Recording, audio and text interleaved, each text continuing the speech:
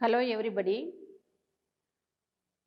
Today's session is question and answer session. We are going to see the questions of a day in 2889 of an American journalist written by Jules Verne. About the author. Jules Verne is a French novelist, poet, playwright. His adventure novels are part of a series. Jules Verne author ஒரு French புதின எழுத்தாளர், கவிஞர், நாடக ஆசிரியர். அவருடைய நாவல்கள் ஒரு தொடராக அமைந்தவை. He draws inspiration for his own sailing adventures.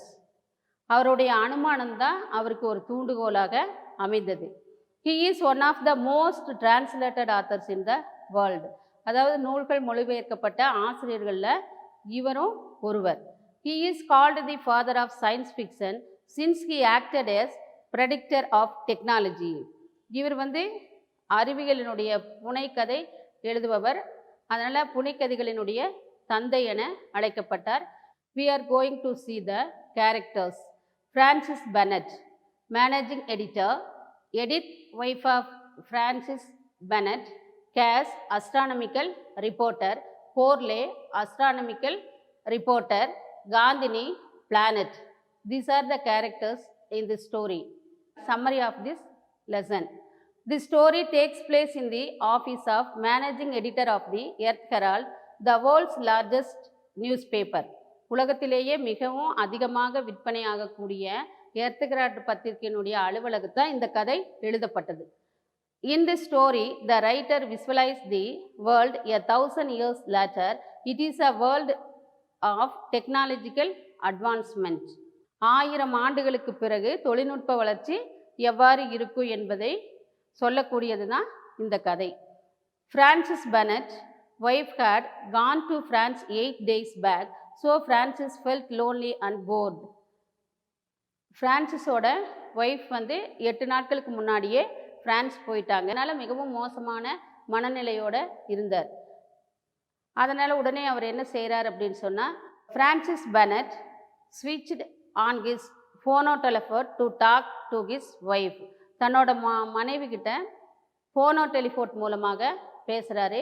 அந்த திரையில் அவங்க பேசுறது மட்டும் இல்லை, அவங்களுடைய முகம் அவங்களும் தெரிகிறாங்க. இவருக்கு உடனே மகிழ்ச்சி. அந்த மகிழ்ச்சி அடைஞ்ச உடனே அவர் எழுந்திரிச்சு தன்னுடைய ட்ரெஸ்ஸிங் ரூமுக்கு போகிறார். He gets ready without the help of an attendant by switching on a button on the mechanized dressing room. அந்த இயந்திரத்தால் ஆக்கப்பட்ட அந்த ரூமில் போய் அந்த இயந்திரமே அவருக்கு குளிக்க வச்சு சேவ் பண்ணிவிட்டு ட்ரெஸ் எல்லாம் போட்டுவிட்டு ஷூ போட்டு அவரை அலுவலகத்துக்கு தயார்படுத்துது.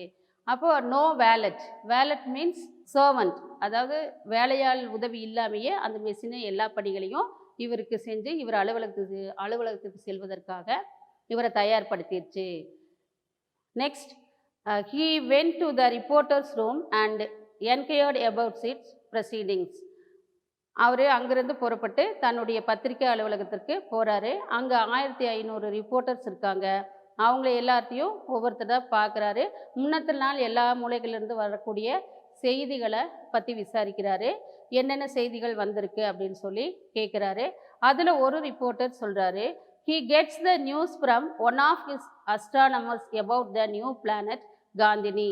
அதிலிருந்த ஒரு அஸ்ட்ரானமர் சொல்கிறாரு, நான் காந்தினிங்கிற பிளானட்டை கண்டுபிடிச்சிருக்கிறேன். அது சூரியனை சுற்றி வரக்கூடிய காலம் எவ்வளவு அப்படிங்கிறதெல்லாம் நான் துல்லியமாக கண்டுபிடிச்சிருக்கிறேன்னு சொல்கிறாரு. அதனால் அவர் மிகவும் மகிழ்ச்சி அடைகிறார். உணவருந்துவதற்காக வராரு. அப்போ உணவருந்து வரும்போது அவருடைய டைனிங் ஹால் அந்த அலுவலகத்திலே ஒரு மூலையில் இருக்குது. அந்த டைனிங் ஹாலுக்கு போகிறாரு. அவருடைய கைக்கு எட்டக்கூடிய தொலைவில் நுமேட்டிக் டியூப்ஸ், அந்த குழாய்கள் பொருத்தப்பட்டிருக்கு. அந்த குழாயின் வழியாக அவருக்கு நிறைய டிஷ்ஷஸ் வருது, பலவிதமான டிஷ்ஷஸ். செலவுகள் அதிகமாக இருந்தாலும் அந்த உணவுகள் நல்ல தரமானதாக இருக்குது. அவர் அந்த உணவை சாப்பிட்றாரு. அது எதன் மூலமாக வருது அப்படின்னு சொன்னோம்னா, அந்த காற்றடிக்கப்பட்ட குழாயின் வழியாக வருது. அவர் அந்த சொசைட்டியில், ஃபுட் சொசைட்டியில் ஒரு மெம்பராக சேர்ந்திருந்ததுனால அவருக்கு அந்த உணவு பரிமாறப்பட்டது. அப்போ அந்த உணவு பரிமாறும்போது தன்னுடைய மனைவி கூடயும் ஃபோனோ டெலிஃபோன் மூலம் இவர் தொடர்பு கொள். அதுக்கடுத்து அந்த உணவு முடிச்ச உடனே இவர் ஜன்னலோரமாக வராரு. அந்த ஏரோ கோச்மேன் இவர்கிட்ட கேட்குறார், நான் வந்து இப்போ நம்ம எங்கே போகலாம் சார் அப்படின்னு. அவர் ஏரோ கார் மூலமாக நயாகராவுக்கு நம்ம போகலாம் அப்படின்னு சொல்லி சொல்கிறார். Then he travels to his accumulator works at Niagara, inspects them and returns to Centropolis by 5 o'clock. அந்த அக்குமுலேட்டர் ஒர்க்ஸ் அப்படின்னு என்ன, what's the meaning for accumulator works அப்படின்னா அந்த விண்கலங்களை இணைக்கக்கூடிய அந்த பகுதிகளை உற்பத்தி செய்யக்கூடிய தொழிற்சாலை, அங்கே போகிறாரு. அப்புறம் இந்த நயாகரா நீர்வீழ்ச்சியின் மூலமாக மின் ஆற்றல் எடுத்து கன்சியூமருக்கு விற்பனை செய்து கொண்டிருக்கிறார்கள். அதையும் மேற்பார்வை பார்க்குறாரு. பார்த்து முடிச்ச உடனேயும் ஏரோ கார்லேயே திரும்ப சென்ட்ரோபாலிஸ் திரும்புகிறாரு. அது திரும்பி வரக்கூடிய அந்த வழியில் கீழே வந்து பார்வையிடுறாரு. கீழே பார்த்தீங்கன்னா அந்த நடைபாதை வாசிகள் எல்லாம் நடந்து போயிட்டுருக்குறாங்க. அங்கே பார்த்தா மூவிங் பேவ்மெண்ட், அதாவது நகரும் நடைமேடைகள் மேலே அவங்க நடந்து போயிட்டுருக்குறாங்க. அதையும் இவர் மேலேருந்து பார்வையிடுறாரு. இப்போ நகரும் நடைமேடைனா இப்போ பார்த்தா பெரிய பெரிய கடைகள் எல்லாம் நமக்கு வந்து நகரும் நடைமேடை அமைக்கப்பட்டு இருக்குது. இப்போ அதில் நாம் ஏறி நின்னோடனே அந்த நம்ம போகக்கூடிய இடத்துக்கு அதுவே நம்மளை எடுத்துகிட்டு போய் விட்டுருது. இப்போ இந்த மாதிரி நகரும் நடைமேடை மேலே அந்த பாதசாரிகள் போவதை இவர் பார்வையிடுறாரு. பார்வையிட்டு முடிச்ச உடனேயும் நேராக அந்த ஏரோ கார் மூலமாக தன்னுடைய பத்திரிகை அலுவலகத்துக்கு 5 மணிக்கு சென்ட்ரோபாலிஸ் வரார். At the waiting room of the Earth Herald he receives different proposals from the audience நிறைய ஆடியன்ஸ் வந்து அந்த வெயிட்டிங் ஹாலில் இவருக்காக காத்துட்ருக்காங்க. அந்த ஆடியன்ஸு கொண்டுட்டு வந்திருக்கக்கூடிய ப்ரப்போசல்ஸை இவர் ஒவ்வொருத்தர்கிட்டையாக வாங்குறாரு. அதில் பெஸ்ட்டாக இருக்கிறத இவர் செலக்ட் பண்ணிக்கிறாரு. மிக மோசமாக இருக்கக்கூடியதை ரிஜெக்ட் பண்ணிடுறாரு. ஓரளவுக்கு இருக்கிறத கூர்ந்து கவனிக்கிறாரு. அப்படி இவர் செலக்ட் பண்ணினது 2 இளைஞர்களுடைய ப்ரப்போசல்ஸ் தான் செலக்ட் பண்ணுறாரு. Out of these 2 young men's proposals were brilliant, so he engages them at his office. அந்த 2 brilliant young men'ஸோட பிளான் என்னன்னா, முதல் யங் மேன் சொல்கிறாரு, 25 தனிமங்களை வந்து நான் 3 தனிமங்களாக இருக்கிறது உங்களுக்கே தெரியும், நான் அதை ஒன்றா மாற்ற போகிறேன்னு சொல்கிறாரு. அப்போ நீங்கள் வந்து ஹுமானிக் ரோபோவை உருவாக்க போகிறீங்களா, அதாவது மனித வடிவிலான ரோபோவை உருவாக்க போகிறீங்களான்னு கேட்குறாரு. ஆமாம், நான் அதை உருவாக்க போகிறேன், ஆனால் எனக்கு இப்போ அது காசு இல்லாதனால அந்த பணி வந்து இப்போ நடைபெறலை அப்படின்னு சொல்கிறாரு. அதனால் அவர் அந்த மாதிரியான உருவாக்கக்கூடிய பிளான் தான் இதுன்னு சொல்கிறாரு. உடனே அவரை செலக்ட் பண்ணி தன்னுடைய எடிட்டோரியல் டிபார்ட்மெண்ட்டில் பணியை கொடுத்துட்றாரு. 2வது இளைஞர் வந்து அதாவது ஒரு சிட்டியவே நகர்த்தி கொண்டுட்டு போய் கடற்கரை ஓரத்தில் வச்சு அது பொழுதுபோக்கு இடமாக நம்ம பயன்படுத்திக்கலாம், அந்த பிளான் தான் எங்கிட்ட இருக்குன்னு சொல்கிறாரு. அந்த பிளானை இவங்க வாங்கின உடனேயும் இவர் அதை பார்த்துட்டு ஓகேன்னு சொல்லி அவரையும் செலக்ட் பண்ணி தன்னுடைய அலுவலகத்தில் வேலைக்கு அமர்த்திடுறாரு. அதுக்கப்புறம் அதை முடிச்சுட்டு அவர் என்ன செய்கிறார் அப்படின்னு சொன்னால், அந்த வேலையை முடிச்சுட்டு உணவருந்துவதற்கு செல்கிறார். திரும்ப தன்னுடைய மனைவியோட ஞாபகம் வருது. அந்த ஃபோனோ டெலிஃபோன் மூலம் தொடர்பு கொள்கிறாரு. அப்போ அவங்க கூட பேசும்போது his wife gives him the news that she is starting from Paris by tube. அப்போ அவர் கேட்குறாரு, நீங்கள் வந்து சென்ட்ரோபாலிஸ் வரலையா, பாரிஸ்லேருந்து சென்ட்ரோபாலிஸ் வரலையான்னு கேட்குறாரு. உடனே அவங்க சொல்கிறாங்க, நான் கண்டிப்பாக வர்றேன், டியூப் மூலமாக வர்றேன்னு சொல்கிறாங்க. டியூப் மீன்ஸ் மெரைன் டியூப்ஸ், அதாவது சுரங்கப்பாதை வழியாக நான் வரேன்னு சொல்கிறாங்க. ஏன் சுரங்கப்பாதை வழியாக வரேன்னு சொல்கிறாங்கன்னா, அதில் வந்து அதன் மூலம் வரும்போது தான் விரைவில் சென்ட்ரோபாலிஸை அடைய முடியும் அப்படிங்கிறதுனால. த tube travels from Paris in 295 minutes, அதாவது 295 நிமிஷத்தில் அங்கே சென்ட்ரோபாலிஸை அந்த டியூப் வழியாக வந்து சேர்ந்துடலாம் அப்படின்னு சொல்கிறாங்க. அதை கேட்டு அவருக்கு ஒரே மகிழ்ச்சி. இறுதியாக அவர் காலையிலிருந்து ஒரு நாள் முழுக்க இந்த பணிகளை எல்லாம் மேற்கொண்டதுனால இறுதியாக அவர் குளிப்பதற்காக முடிவு செய்கிறாரு. அவர் பட்டனை ஆன் பண்ணுறாரு. குளியலறை அவருக்கு முன்னால் வருது. Finally he gets tired and touches a button to take a bath. அது குளியலறை அவருக்கு முன்னால் தோன்றுது, அதில் அவர் குளிக்க செல்கிறாரு. We are going to see the question and answers. Answer the following questions. Why did Francis Bennett wake up with a bad temper? Francis Bennett's wife Edith had been in France for 8 days. He felt lonely, therefore he woke up with a bad temper. ஏன் Francis வந்து எந்திரிக்கும் போதே மிக மோசமான மனநிலையில் இருந்தார்? இதான் question. The answer is Francis Bennett's wife Edith had been in France for 8 days. He felt lonely, therefore he woke up with a bad temper. அவருடைய மனைவி பிரான்ஸுக்கு போய் 8 நாள் ஆனதுனால அவருடைய மனநிலை ரொம்ப மோசமாக இருந்துச்சு. அப்போ தனிமையில் இருக்கிற மாதிரி உணர்ந்தார். அதனால தான் அவர் ரொம்ப மோசமான மனநிலையில் இருந்தார். Question number 2. What was a mechanized dressing room? அந்த மெக்கனைஸ்டு ட்ரெஸ்ஸிங் ரூம்னா என்ன? A mechanized dressing room was a machine. அதாவது மெக்கனைஸ்டு ட்ரெஸ்ஸிங் ரூம் அப்படிங்கிறது முழுக்க முழுக்க இயந்திரத்தால் ஆக்கப்பட்டது. அங்கே வந்து no servant that could wash, shave, it also shoot button from top to toe and dressed a person.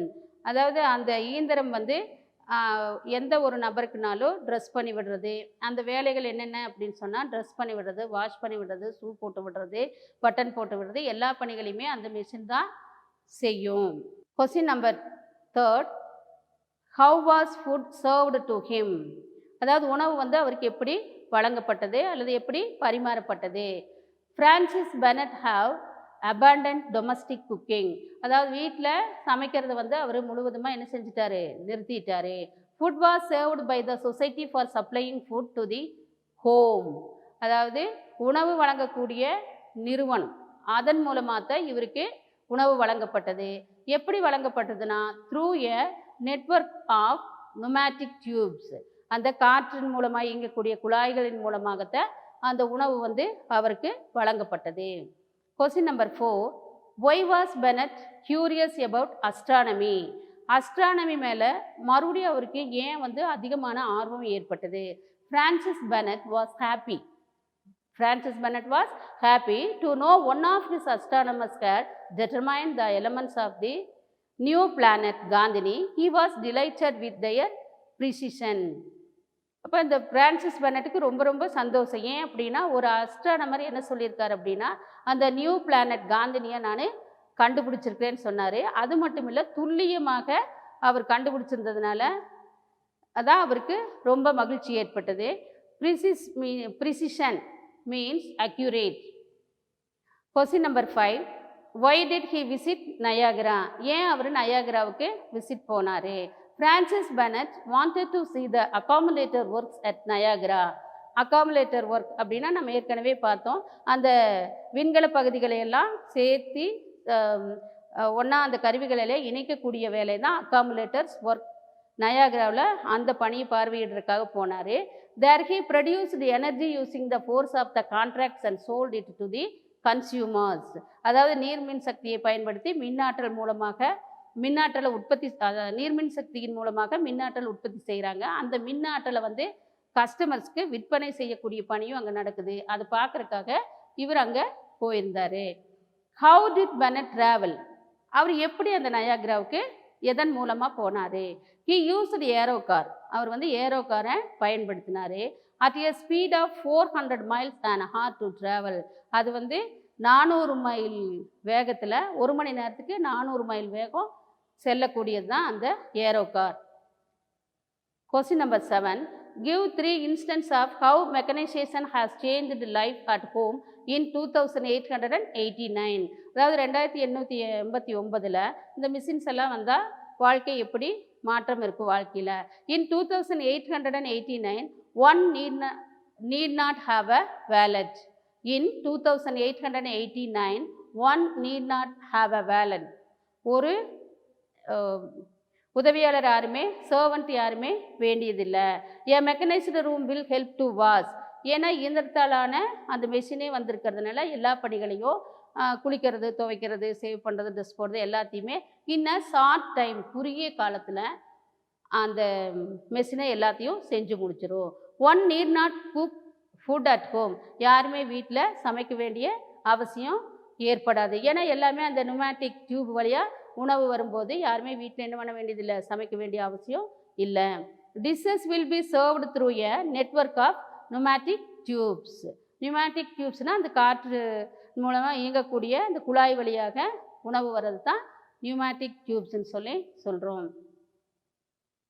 Next question number 8. How is advertising in this age different from what we have today? இப்போ இந்த விளம்பரங்கள் எப்படி இருந்துச்சு? Advertisements are projected on clouds by 1,000 projectors from a gallery. They are so large that they can be seen all over a country. அந்த advertisements எல்லாம் என்ன பண்ணியிருந்தாங்கன்னா, அந்த 1000 ப்ரொஜெக்டர்களை வச்சு மேகங்களில் வந்து அதையெல்லாம் மக்களுக்கு தெரிகிற மாதிரி அந்த ஹியூஜ் கேலரியிலிருந்து ப்ரொஜெக்டரை வச்சு மேகங்களில் அந்த விளம்பரங்கள் எல்லாம் தெரியக்கூடிய வகையில் அமைக்கப்பட்டிருந்தது. அது எதுக்காக அப்படின்னு சொன்னால், எல்லா நாடுகளிலிருந்தும் மக்கள் பார்ப்பதற்காக அப்படி மேகங்களில் அந்த விளம்பரம் அமைக்கப்பட்டிருந்தது. Identify the character or speaker. அதாவது கேரக்டர் ஆர் ஸ்பீக்கர் அப்படின்னா என்னன்னா, ஒரு கொடுக்கப்பட்ட அந்த வாக்கியத்தை யார் சொன்னாங்க அப்படிங்கிறது தான். அதுக்குண்டான ஆன்சர் பகுதியை தான் நம்ம எழுத போகிறோம். Number 1, as soon as he woke up, he switched on his phonotelephone. Francis Bennett. Question number 2, well, Cash, what have you got? Francis Bennett. Question number 3, photo telegrams from Mercury, Venus and Mars, sir. Who said these words? Cash. Fourth one, interesting, and Jupiter. Who asked this question? Francis Bennett. Question number 5, not yet, Mr. Bennett. Who said these words? Mr. Cash. Question number 6, no, it is the inhabitants, Carley. Question number 7, where are we going, sir? Who asked this question? Aero Coachman. Question number 8, then, sir, I shall really have discovered the absolute. Who said these lines? A young man or petitioner. Question number 9, are you saying you are going to be able to construct a human being? Francis Bennett. இப்போ மனித வடிவிலான ரோபோவை நீங்கள் கண்டுபிடிக்கிறீங்களா அப்படிங்கிற இந்த கேள்வியை கேட்டது Francis Bennett. I am going to start this moment. நான் இப்போவே கிளம்பிட்டேன் அப்படின்னு சொன்னது எடிட். Choose the best answer. இப்போ இதில் வந்து 4 ஆன்சர் கொடுத்துருப்பாங்க. நம்ம ஒரு ஆன்சரை செலக்ட் பண்ணி எழுதணும். Question number 1, Bennett's wife was in dash. Germany, Australia, France, Holland. Which one is correct? Bennett's wife was in France. Question number 2, the data from the stellar world was gathered by dash. அந்த எல்லா செய்திகளையும் collect பண்ணினது யார்? dash. Bennett, astronomical reporters, the computer, telephone. Which one is correct? Astronomical reporters. Question number 3, the food was being delivered through tubes. The food was being delivered through dash tubes. Pneumatic, shallow, hollow, virtual. Pneumatic tubes. Question number 4, the wayfarers were carried to one place to another by the dash. Bullet train, jet, moving pavement, helitax. Which one is correct? Moving pavement is correct. The answer is moving pavement. Next, paragraph questions. Narrate the changes in the lifestyle of people and home in 2889. It was 25th July 2889. Francis Bennett was the managing editor of the Earth Herald. It was the world's largest selling newspaper. It has been since 8 days. His wife had left for France. He switched on his phonotelephone. He saw his wife in it. He went to the mechanized dressing room. There he had an automatic valet to wash, shave, shoot, dress and button from top to toe. Food was served to Francis by means of a series of taps. He could access his home dining room with phonotelephone. People were more interested to learn new astronomic progress. It leads Francis to be more curious in astronomy. It increased his journal turnover too. He visited Niagara to monitor his accumulator work. There he was producing energy using the force of the cataracts. He traveled using aerocar. These are the changes in the lifestyle of people and home in 2889. The moral is, change is the law of life. இந்த paragraph கொஸ்டினை வந்து இதனுடைய அர்த்தத்தை நம்ம ஏற்கனவே பார்த்துட்டோம். Next we are going to see the rearrange the following sentences in coherent order. Coherent order means அதாவது வரிசை கிரமமா, அதாவது மாறி மாறி வாக்கியங்கள் கொடுக்கப்பட்டிருக்கோம், அதை சரியான முறையில் நம்ம எழுதணும். First one, he became happy when he was able to see and listen her voice on the newly invented gadget. இந்த முதல் வாக்கியத்துக்கு என்ன அர்த்தம் அப்படின்னா, கதை முழுவதுமாக தெரிஞ்சிருந்தால் மட்டும்தான் நம்மளால் இந்த வாக்கியத்தினுடைய அர்த்தத்தை புரிஞ்சுக்க முடியும். He became happy when he was able to see and listen her voice on the newly invented gadget. அது புதுசாக கண்டுபிடிச்ச ஃபோனோ டெலிஃபோன் மூலமாக முதல்ல வந்து என்ன செய்வோம், பேசுறது மட்டும்தான். இதில் நேராக பார்த்து கொண்டே பேசக்கூடிய வசதி இருந்ததுனால அந்த பெனட் வந்து ரொம்ப மகிழ்ச்சி அடைஞ்சார். Bennett was in a bad mood as his wife was away for 8 days in France. அதாவது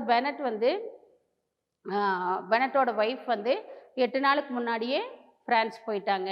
He went into the reporter's room. அவர் வந்து ரிப்போர்ட்டர் ரூமுக்கு போனார். His mechanized dressing room got him ready in no time. சரியான நேரத்துக்கு அந்த mechanised room வந்து அவரை தயார்படுத்தியது. He spoke to the journalists from different planets. Different பிளானட்டில் இருக்கிற ஜேர்னலிஸ்ட்டு கூட இவர் பேசினார். Look at the correct order. First one, Bennett was in a bad mood as his wife was away for 8 days in France. அதாவது 8 நாளைக்கு முன்னாடியே ஃப்ரான்ஸோட wife ஃப்ரான்ஸுக்கு போனதுனால அவருக்கு மனநிலை ரொம்ப மோசமாக இருந்தது. He became happy when he was able to see and listen her voice on the newly invented gadget. அவருக்கு ரொம்ப மகிழ்ச்சி ஏற்பட்டது. எப்போ அப்படின்னு சொன்னால், அந்த மனைவியுடைய வாய்ஸை கேட்கும்போதும் அவங்கள நேராக அந்த புதிய கண்டுபிடிப்பு கருவியின் மூலமாக பார்க்குறது மூலமாக அந்த திரையில் இவர் கூட பார்த்து பேசுறது மூலமாக மகிழ்ச்சி ஏற்பட்டது. His mechanised dressing room got him ready in no time. அதாவது சரியான நேரத்துக்கு அந்த மெஷின் வந்து இவர் தயார்படுத்தி. He went in to the reporters room. அதாவது ரிப்போர்ட்டர் ரூமுக்கு இவர் போனார். He spoke to journalist from different planet. அந்த அவங்க கூட எல்லாத்துக்கு கூட என்ன செஞ்சார், அவரே பார்வையிட்டார். Rearrange the following sentences in coherent order. He was tired and he had his bath in the mechanized bath. Bennett had a huge gallery. He went in an aero car to Niagara and returned in no time. From his gallery, signs were sent to clouds. They could be seen all over a nation. His food was served through pneumatic tubes. Correct order. Bennett had a huge gallery. Bennettக்கு வந்து பெரிய அந்த gallery இருந்து from his gallery signs were sent to clouds. அந்த gallery மூலமாக விளம்பரங்கள் மேகத்தில் காட்சி அளிக்கப்பட்டது. They could be seen all over the nation. அதை எல்லாரும் பார்த்தாங்க. He went in a aero car to Niagara and return in no time. அதாவது நயாகராவிலிருந்து ஏரோ கார் மூலமாக அவர் சரியான நேரத்துக்கு வந்தார். His food was served through pneumatic tube. உணவு வந்து அந்த நுமேட்டிக் டியூப் வழியாக வழங்கப்பட்டது. He was tired and he had his bath in the mechanised room. அவர் மெக்கனைஸ்டு ரூம் மூலமாக இறுதியாக அவர் என்ன செஞ்சார்னா ஒரு பாத்ரூம் வந்து அதில் குளிக்க சென்றார். Read the following passage and answer the questions below. Children, all of you look at the passage and write the question and answers. That morning, Francis Bennett awoke in rather a bad temper. This was 8 days since his wife had been in France and he was feeling a little lonely. As soon as he awoke, Francis Bennett switched on his phonotelephone, whose wires led to the house he owned in the Champs-Élysées. The telephone completed by the telephone is another of our time's conquest, though the transmission of speech by the electric current was already very old. It was only since yesterday that vision could also be transmitted, a valuable discovery, and Francis Bennett was by no means the only one to bless its inventor when, in spite of the enormous distance between them, he saw his wife appear in the telephotic mirror. Francis, dear Francis. Question number 1. Where did Francis Bennett's wife go on for how many days? She went to France for 8 days. What did Francis do? As soon as he awoke, Francis switched on his phonotelephone. Where did he own a house? He owned a house in Champs-Élysées. What did he see in telephotic mirror? He saw his wife in the telephotic mirror. What is phonotelephone in modern terms? Phonotelephone refers to video call of the modern times. Okay, next. Write a paragraph about 150 words by developing in the following hints. இதில் வந்து நிறைய குழு கொடுத்துருப்பாங்க. அந்த குழுவை பயன்படுத்தி நம்ம இந்த ஸ்டோரியை உருவாக்கணும். For example, Francis Bennett, Earth Herald, woke up, bad temper, absence of his wife, phonotelephone, smile, mechanized dressing room, inquired, astronomical reporter, supplying food to home, lunch, a network of pneumatic tubes, traveled to Niagara, aero car, 400 miles an hour. Look at the story. First வந்து அதுக்கு ஒரு தலைப்பு கொடுத்துருவோம். கொடுத்துட்டு அந்த குழுவை பயன்படுத்தி இந்த ஸ்டோரியை எழுதணும். A day in the life of Francis Bennett. Francis Bennett, director of the Earth Herald, the world's most leading newspaper, had woke up with a bad temper. He felt a little lonely in the absence of his wife. His wife had been away in France for the past 8 days. He switched on his phonotelephone and hearing his wife's voice, he put on a smile. He mechanized dressing room, dressed him top to in his office, he inquired the astronomical reporters about the latest news. Bennett was one of the subscribers to the Society for Supplying Food for the Home. He got his lunch from there through a network of pneumatic tubes. Then Bennett traveled to Niagara for his accumulator works. He took an aero car with an aero coachman who was waiting near his window. The aero car is capable of gaining speed of about 400 miles an hour. இந்த மாதிரி குழுக்களை பயன்படுத்தி பேராகிராஃபை உருவாக்கணும். இப்போ இந்த கதையின் மூலமாக வந்து நிறைய அறிவியல் கண்டுபிடிப்புகளை கண்டுபிடிக்கிறதுக்கான முயற்சியை மேற்கொள்ளுங்க. I wish you all the best.